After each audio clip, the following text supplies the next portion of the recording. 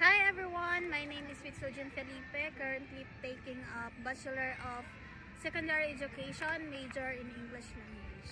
So I am now in second year, and this presentation is one of our requirements in survey and American literature. So today I will read to you one of the poem of Thomas Gray in 1751. It's entitled Elegy Written in a Country Churchyard. So it consists of 32 stanzas, and I will read to you the first stanza with a brief explanation. So let's start. Elegy Written in a Country Churchyard by Thomas Gray, 1751. The curfew tolls the knell of parting day.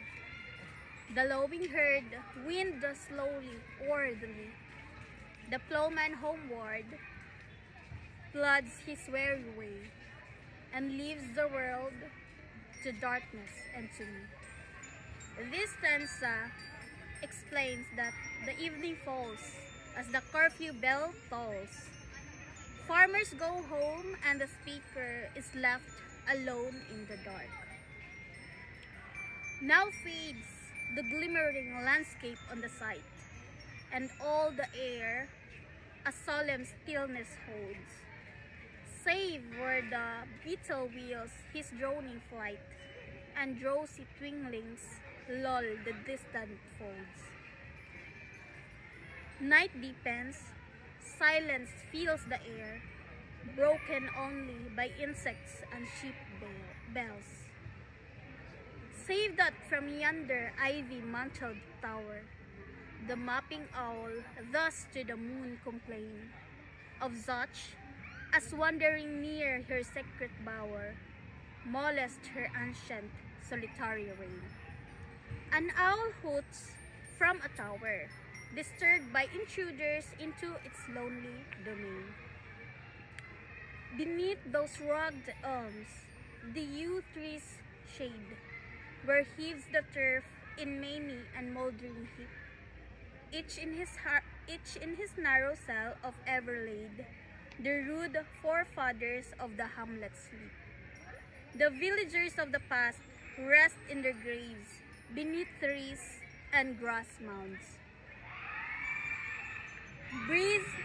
The breezy call of incense-breathing morn, the swallow twittering from the straw-belt shed, the cock's shrill clarion, or the echoing horn, no more shall rouse them from the lowly bed.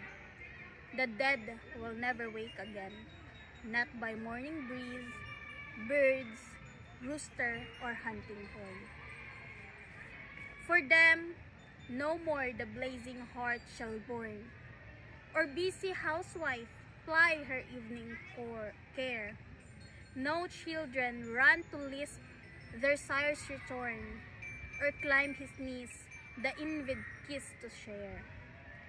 They no longer enjoy family life, warm flies, wives' care, or children's greetings.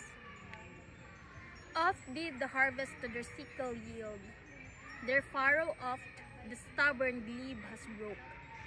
How jocund did they arrive, their team failed, how bowed the woods beneath their sturdy stroke.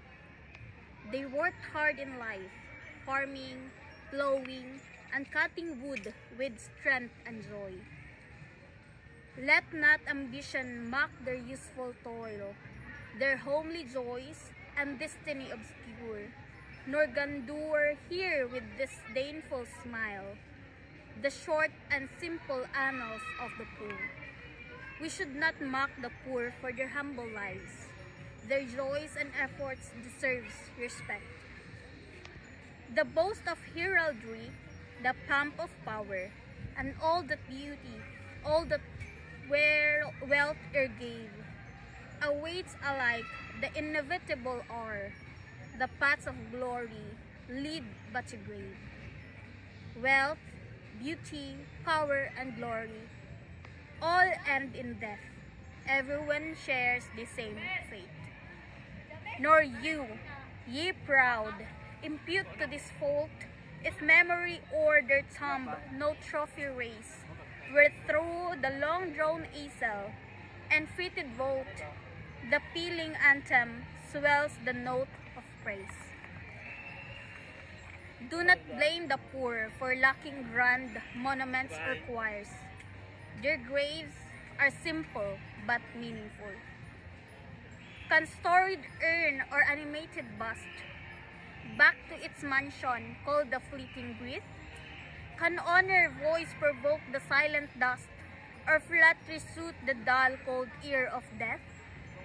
Monuments and honors cannot bring back the dead. Death ignores praise and flattery. Perhaps in this neglected spot is laid some heart once pregnant with celestial fire, hands that the rod of empire might have swayed, or wake to ecstasy the living lyre. Among these villagers may lie people with hidden greatness, leaders or poets never known. But knowledge to their eyes, her ample page, rich with the spoils of time, did near unroll. Chill penury repressed their noble rage and froze the genial current of the soul. Poverty kept them from education and fulfilling their potential. Full many a gem of purest ray serene, the dark and fathom caves of ocean bare. Full many a flower is born to blush unseen, and waste its sweetness on the desert air. Like hidden gems or unseen flowers, many talents go unnoticed and unappreciated. Some village Hampden, that with dauntless breast, the little tyrant of his fields withstood. Some youth inglorious Milton here may rest, some Cromwell guiltless of his country's blood. These graves may hide heroes, poets, or leaders who never got their chance.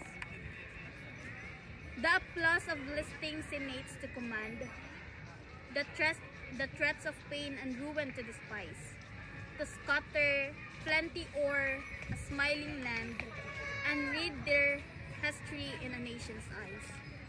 They might have ruled wisely and been remembered in history if fate allowed. Far from the madding crowd's ignoble strife, their sober wishes never learned to stray. Along the cool, sequester's veil of life, they kept the noiseless tenor of their way. They lived quietly, away from ambition and conflict, leading humble lives. Yet, even these bones from insult to protect, some frail memorials still erected nigh, with uncouth rhymes and shapeless sculpture deck, implores the passing tribute of sigh. Even the poor had simple gravestones, asking visitors to pause and remember them. Their name, their years, spelt by the littered muse, the place of fame and elegies fly, and many a holy text around she strews, that teach the rustic moralist to die. Their graves had basic inscriptions and Bible verses, teaching lessons on morality.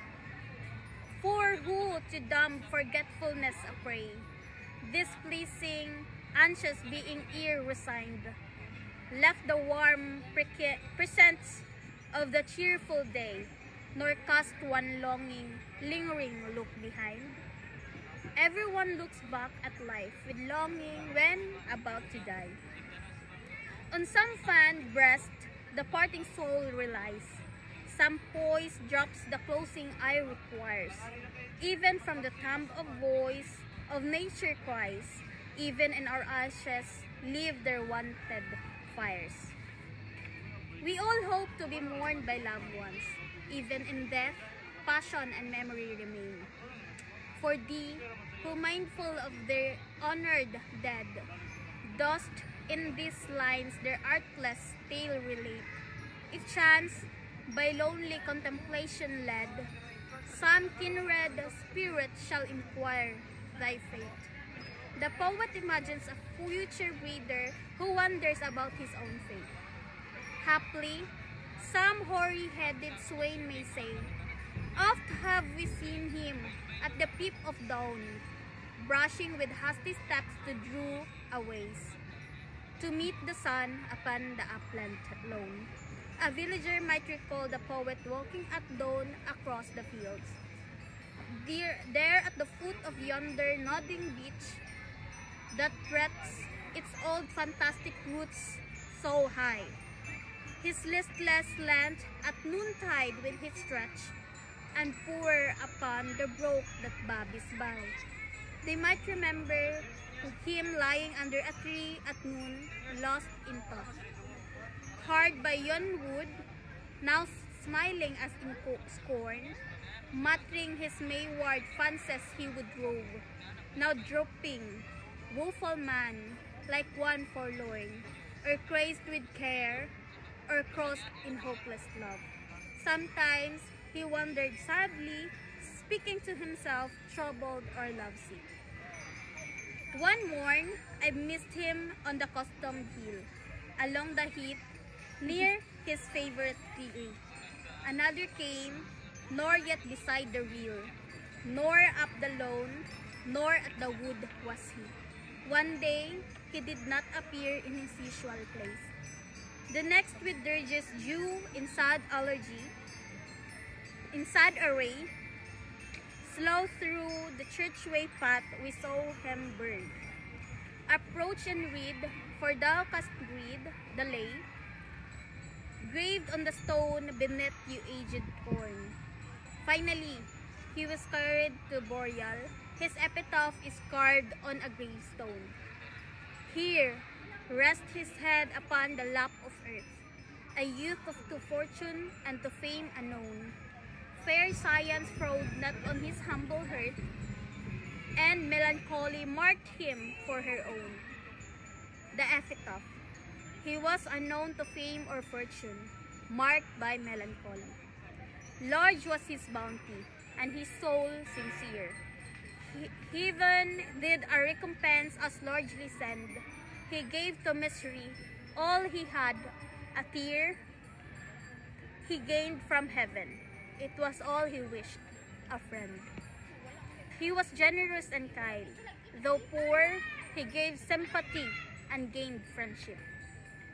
No farther seek his merits to disclose, or draw his frailties from their dread abode. There they alike in trembling hope repose, the bosom of his Father and his God. Do not seek to expose his virtues or faults. He now rests with God in hope of mercy. And that is the elegy of the Country Churchyard by Thomas Wright. Thank you.